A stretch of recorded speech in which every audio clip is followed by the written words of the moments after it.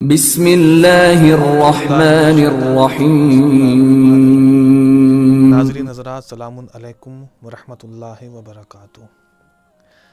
بہت سے لوگ کہتے ہیں خدا ان کی ہدایت فرمائے، کہتے ہیں کہ مجتہد کی تقلید کرنا بدعت ہے، حرام ہے۔ تو سب سے پہلے ہم جانتے ہیں کہ تقلید کس کو کہتے ہیں۔ تو تقلید کی سیدھے تعریف یہ ہے کہ کوئی بھی موضوع ہو، کوئی بھی چیز ہو، اگر کوئی انسان اس کے مقصد کو سمجھ نہ سکے اور کسی دوسرے شخص سے اس کو سیکھے، اس کو سمجھے، تو اسی سیکھنے کو، اسی سمجھنے کو تقلید کہا جاتا ہے۔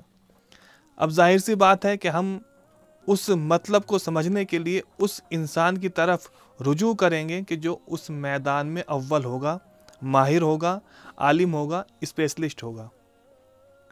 مثلاً اگر ہمارے پاس لباس ہے، ہمیں اپنا کپڑے سلانے ہیں، تو ہم چاہے جتنے بڑے انجینئر ہوں، لیکن ہم لباس سلانے کے لیے ٹیلر کے پاس جائیں گے۔ اگر ہم بیمار ہیں تو ڈاکٹر کے پاس جائیں گے۔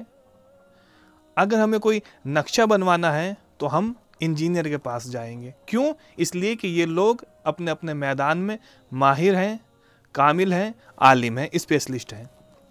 تو اسی طریقے سے اگر ہمیں دینی مسائل حاصل کرنے ہیں تو اب ہم کس کی طرف رجوع کریں گے، کہاں جائیں گے؟ اب ہم اس کی طرف جائیں گے کہ جو دین میں عالم ہوگا، جو دین میں اسپیشلسٹ ہوگا، اور جو دین میں اسپیشلسٹ ہو اسی کو مجتہد کہا جاتا ہے۔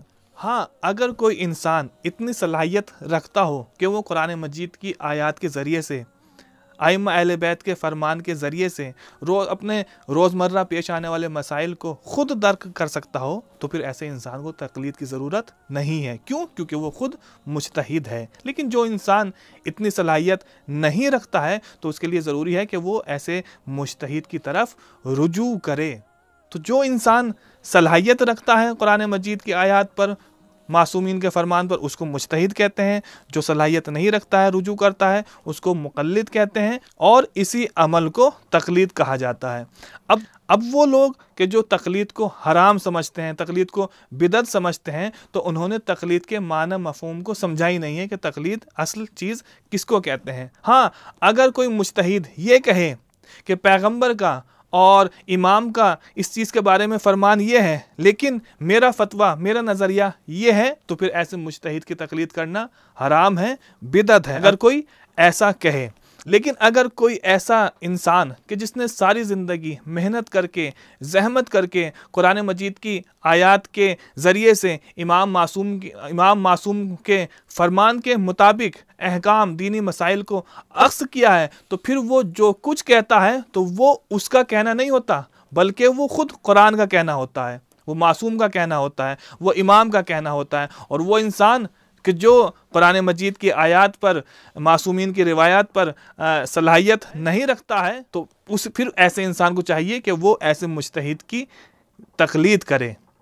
اور یہ تقلید کرنا کہ جو انسان صلاحیت نہیں رکھتا ہے، قرآن مجید کی آیات کو نہیں سمجھتا ہے، تو ایسے انسان کا کسی مجتہد کی تقلید کرنا نہ صرف یہ کہ عقلاً صحیح ہے، بلکہ معصومین کے فرمان کے مطابق واجب ہے کہ وہ ایسا انسان مجتہد کی، عالم کی تقلید کرے۔ تو ہر انسان کو چاہیے کہ وہ عالم کی، فاضل کی، ماہر کی، مجتہد کی، جو عالم ہو، اس کی تقلید کرے۔ وآخر دعوانا ان الحمد للہ رب العالمین۔